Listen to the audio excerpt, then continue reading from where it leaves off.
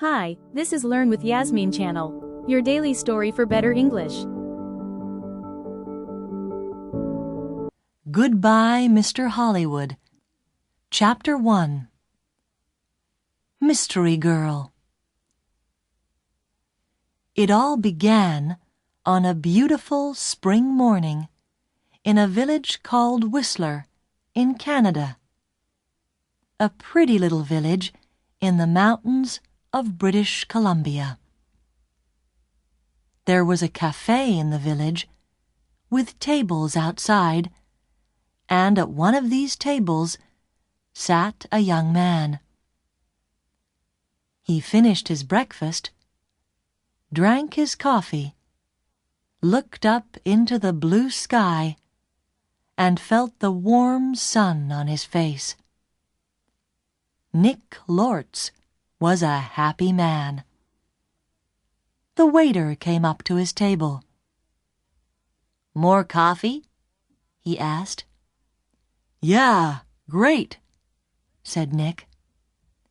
He gave the waiter his coffee cup. The waiter looked at the camera on the table. "On vacation?" he said. "Where are you from?" "San Francisco," Nick said. He laughed. "But I'm not on vacation. I'm working. I'm a travel writer, and I'm doing a book on mountains in North America. I've got some great pictures of your mountain." The two men looked up at Whistler Mountain behind the village. It looked very beautiful in the morning sun.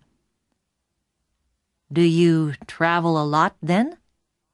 asked the waiter. "All the time," Nick said.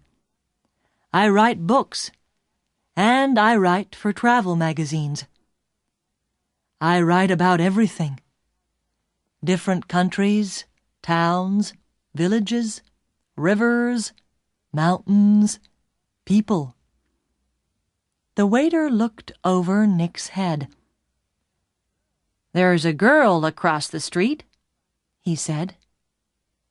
"Do you know her?" Nick turned his head and looked. "No, I don't." "Well, she knows you, I think," the waiter said. "She's watching you very carefully." He gave Nick a smile. "Have a nice day." He went away, back into the cafe. Nick looked at the girl across the street. She was about 25, and she was very pretty. "She is watching me," Nick thought.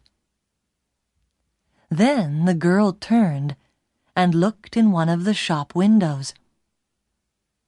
After a second or two, she looked back at Nick again. Nick watched her. "She looks worried," he thought. "What's she doing?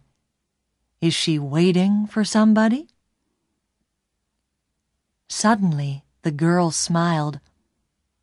Then she walked across the street, came up to Nick's table, and sat down. She put her bag down on the table. The bag was half open. "Hi, I'm Jan," she said. "Do you remember me? We met at a party in Toronto." "Hi, Jan," said Nick. He smiled. "I'm Nick, but we didn't meet at a party in Toronto. I don't go to parties very often, and never in Toronto." "Oh," the girl said, but she didn't get up or move away. "Have some coffee," said Nick. The story about the party in Toronto wasn't true, but it was a beautiful morning, and she was a pretty girl. "Maybe it was a party in Montreal," or New York?" The girl laughed. "Okay, maybe it was. And yes, I'd love some coffee." When she had her coffee, Nick asked, "What are you doing in Whistler? Or do you live here?" "Oh, no," she said. "I'm just traveling through. And what are you doing here?" "I'm a travel writer," Nick said, "and I'm writing a book about famous mountains." "That's interesting," she said. But her face was worried, not interested, and she looked across the road again. A man with very short white hair walked across the road. He was about 60 years old, and he was tall and thin. The girl watched him. "Are you waiting for someone?" asked Nick. "No," she said quickly. Then she asked, "Where are you going next, Nick?" "To Vancouver for 3 or 4 days," he said. "When are you going?" she asked. "Later this morning," he said. There was a letter in the top of the girl's half-open bag. Nick could see some of the writing, and he read it because he saw the word Vancouver. "And we can meet at the Empress Hotel, Victoria, Vancouver Island, on Friday afternoon." So she's going to Vancouver too, he thought. Suddenly the girl said, "Do you like movies?" "Movies? Yes, I love movies," he said. "Why?" "I know a man, and he loves movies and going to the cinema," she said slowly. "People call him Mr. Hollywood." She smiled at Nick. "Can I call you Mr. Hollywood too?" Nick laughed. "Okay," he said. "And what can I call you?" She smiled again. "Call me Mystery Girl," she said. "That's a good name for you," said Nick. Just then, the man with white hair came into the cafe. He did not look at Nick or the girl, but he sat at a table near them. He asked the waiter for some breakfast. Then he began to read a magazine. The girl looked at the man, then quickly looked away again. "Do you know him?" Nick asked her. "No," she said. She finished her coffee quickly and got up. "I must go now," she said. Nick stood up too. "Nice to—" he began, but the girl suddenly took his face between her hands and kissed him on the mouth. "Drive carefully, Mr. Hollywood. Goodbye," she said with a big, beautiful smile. Then she turned and walked quickly away. Nick sat down again and watched her. She walked down the road and into a big hotel. Now what, thought Nick, was that all about? The man with white hair watched Nick and waited. After 4 or 5 minutes, Nick finished his coffee, took his books and his camera, and left the cafe. His car was just outside the girls' hotel, and he walked slowly along the street to it. The man with white hair waited a second, then quickly followed Nick.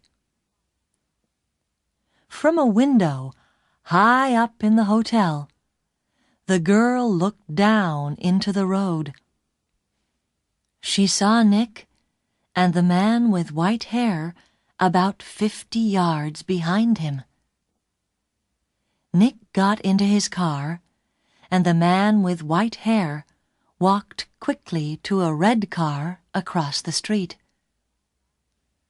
5 seconds later, Nick drove away in his blue car, and the red car began to follow him. When the girl saw this, she smiled, then went to put some things in her travel bag. Chapter 2. A Hand in the Back. That evening, in his hotel room in Vancouver, Nick could not stop thinking about the girl in the Whistler Cafe. Why did she come and sit with him? She didn't know him, and that story about a party in Toronto wasn't true, and she was worried about something. But what? And that kiss! It was nice, of course, but why did she do it? Maybe she liked my face, Nick thought, or my brown eyes. But I'm not going to see her again, so it doesn't matter. Forget it. He put some money in his pocket and went downstairs to the hotel restaurant. But there were no free tables, so he walked down to Gastown and found a restaurant there. After dinner, he went for a walk. Vancouver was a friendly city, and Nick liked walking through Gastown and Chinatown, looking in the shops and watching the people. It was nearly dark now, and it was a busy time of the evening. There were a lot of cars and a lot of people. After a time, Nick began to walk back to his hotel. He came to a busy street and waited with a small crowd of people to go across. A tall woman in a blue dress stood next to him. She turned and smiled at him. "It's the first warm evening of spring," she said. "It's nice to be out after the long, cold winter." "Yeah," said Nick. "It's great. It's—" Suddenly, there was a hand in his back, and the hand pushed Nick into the road. Nick fell on his face in front of a big, green car. People screamed, but the green car stopped only inches from Nick's head. The woman in the blue dress ran into the road and pulled Nick to his feet. "Are you okay? What happened?" she said. The driver of the green car shouted angrily at Nick, but Nick did not hear him. "Somebody pushed me," he said to the woman. "I didn't fall. Somebody pushed me." "Pushed you?" said the woman. "Who? I didn't see anybody." Nick looked at the faces of the people near him, but he didn't know them. Then he saw a man's back. The man was tall and thin, and had very short white hair. He walked quickly away down the street and did not look back. "Hey, you!" Nick shouted. "Wait!" But the man did not stop, and he was soon lost in the crowds. "Did he push you?" asked the woman in the blue dress. I don't know," Nick said. "Do you know him?" she asked. "I don't know his name," Nick said. "But I know that short white hair. Now where did I see it before?" The woman began to move away. "I must get home," she said. "Are you okay now?" "Yeah, I'm okay," Nick said. "And thanks. Thanks for your help." "That's okay," the woman smiled. "Be careful now." Back in his hotel, Nick sat on his bed and thought. It was an accident. Nobody pushed me. It was an accident. Nobody wants to kill me, and there are hundreds of men in Vancouver with white hair. It was 1 o'clock in the morning, but Nick couldn't sleep. He listened to the cars in the road, and he looked at the night sky through his hotel room window. Then he sat at the table and tried to write some more of his book about mountains. But he couldn't think about his work. He got back into bed. There were 4 or 5 magazines in the hotel room.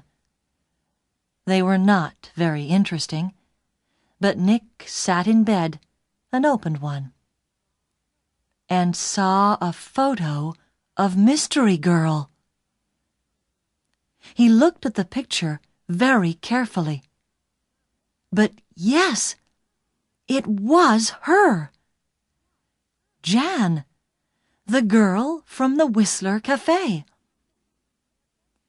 She was next to a man of about 50 or 55, and they were in the garden of a big, expensive house. They smiled at the camera, and they looked very happy. Canadian millionaire Howard Hudson and his daughter Meg, it said under the picture, at their home in Toronto. Meg Hudson, not Jan, not Mystery Girl. Meg Hudson, the daughter of a millionaire. Nick read it again.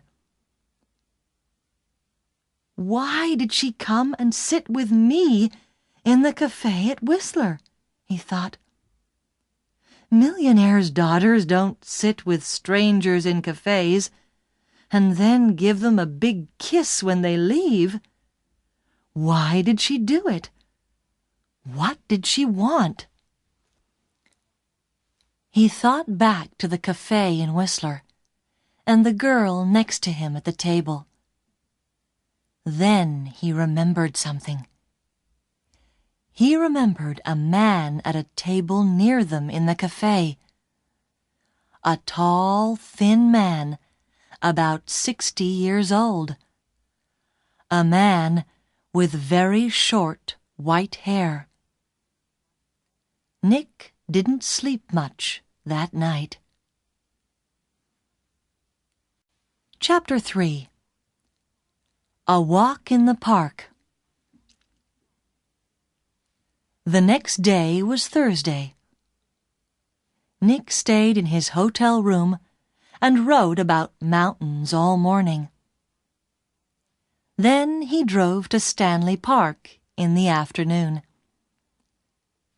He sat and read a book for an hour.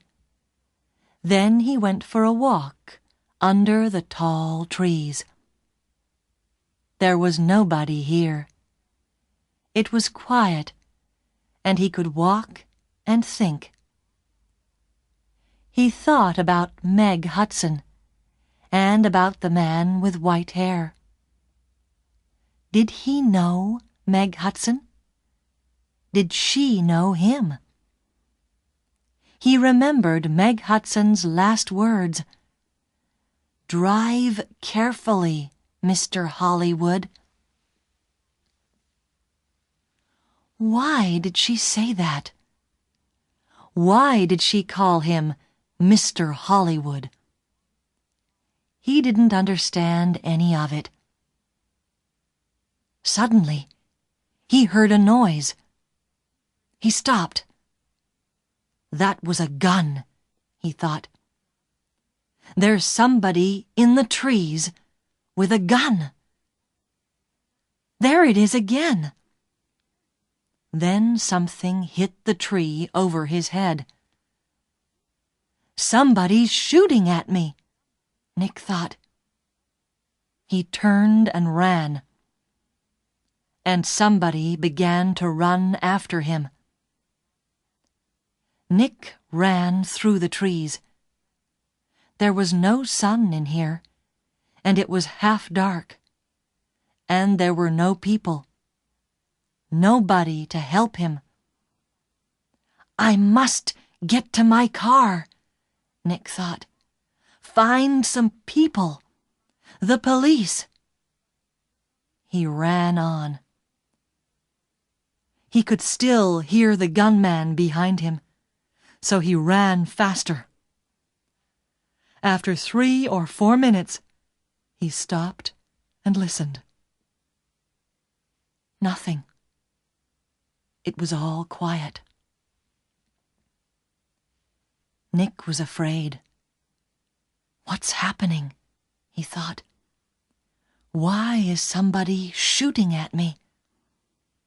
First a hand pushes me in front of a car, and now somebody's shooting at me. He waited another second or two, then walked quickly back to his car. He was very careful. He looked and listened all the time.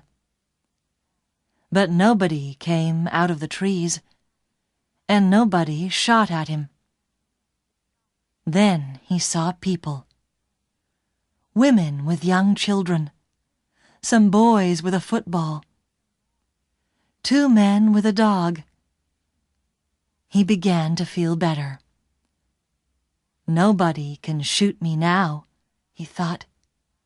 Not with all these people here. 10 minutes later, he was back at his car. There was a letter on the window. Nick read it. It said, "I'm going to kill you, Mr. Hollywood."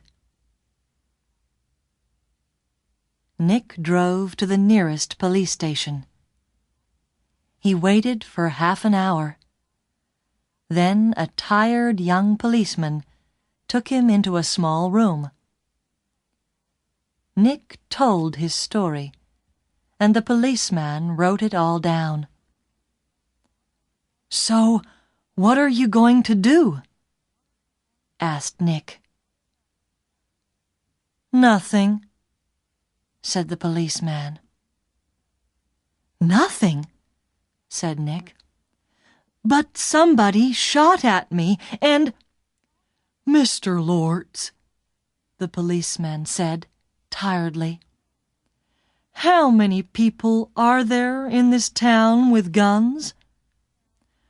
"I don't know," said Nick, "but you didn't see the gunman. Was it a man, a boy, a woman? Color of eyes? Long hair, short hair?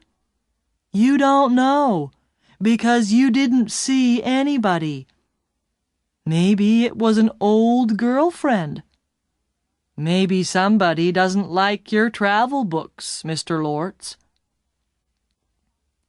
But what about the man with white hair in Whistler? Said Nick.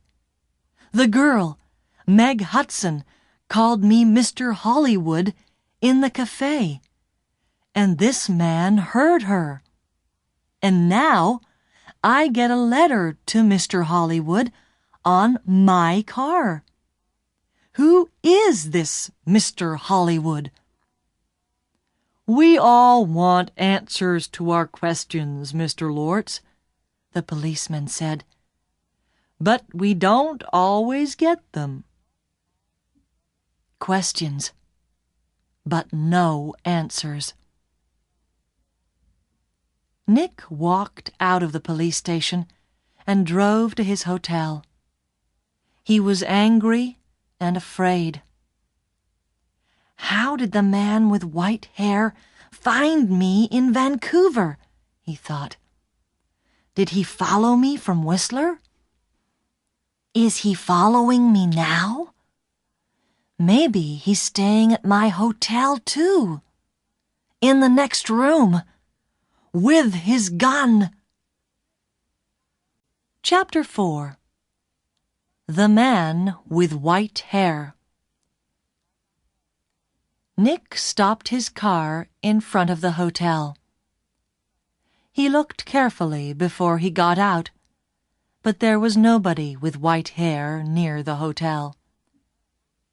He half ran through the hotel doors and went to the desk inside. I'm looking for a man with very short white hair, he said to the woman behind the desk. He's staying here, I think. He's about 60 years old, and he's tall and thin. The woman did not look very interested. There are a lot of visitors in the hotel, she said. Do you know his name? No, I don't, Nick said. He's, a friend of a friend, you see. He arrived in Vancouver yesterday, and I must find him. It's very important. Please help me. The woman looked at him. There are 350 rooms in this hotel, she said, and maybe 30 or 40 men with white hair. How can I remember all their names? She turned away to answer a telephone call. Nick walked away from the desk. A drink, he thought. I need a drink. He went into the hotel bar, got a drink, and sat down at a table. So, what do I do now? He thought. And then he remembered something. A letter in the girl's half-open bag in the Whistler Cafe. And we can meet at the Empress Hotel, Victoria, Vancouver Island, on Friday afternoon. And tomorrow was Friday. I'm going to Victoria, on Vancouver Island, he thought. To the Empress Hotel.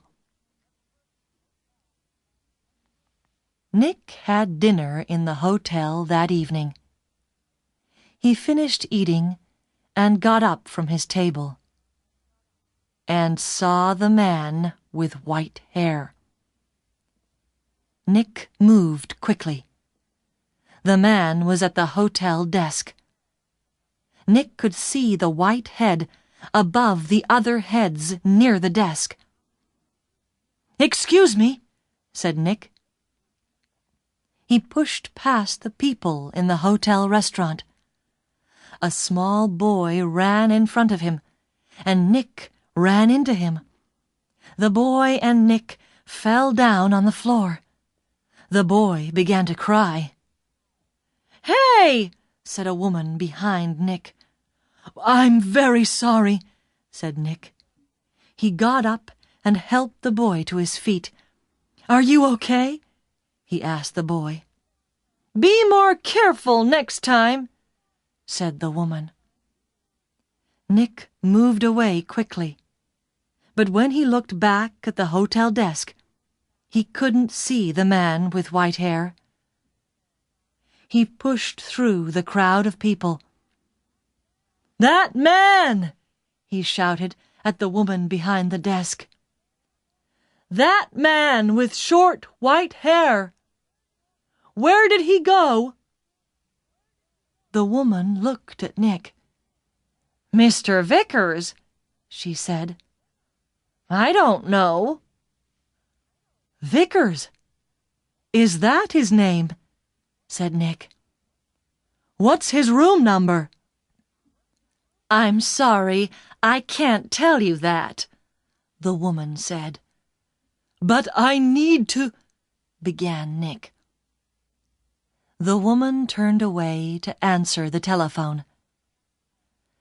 After a second or two, Nick went upstairs to his room. "Vickers," he thought. "Does Meg Hudson know Mr. Vickers? I need some answers, and I need them quickly."